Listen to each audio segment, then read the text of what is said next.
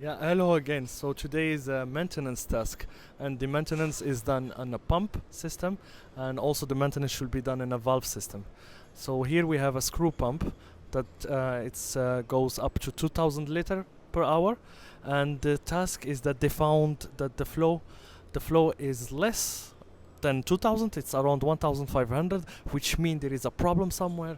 So I asked them to look for the problem, and also since they are doing the maintenance right now, they can do some preventive maintenance to avoid any problem for the future.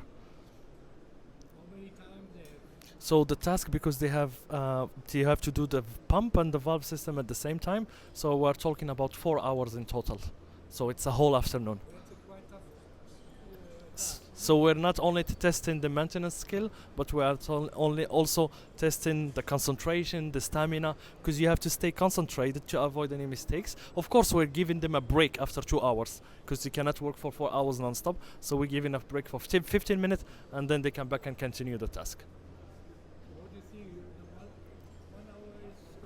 So 1 hour is gone, and from what I see, the Japanese participant is really doing good, very good. I like what he's doing. He did everything properly. You see that he's wearing also all the security PPE that he needs to wear. Also, you see that he respected. For example, he showed that in the control cabinet. You see that there is a paper stating that it's under maintenance, and also that it's locked, so you cannot turn on and off. This is really important for us to see. And also when it comes to the air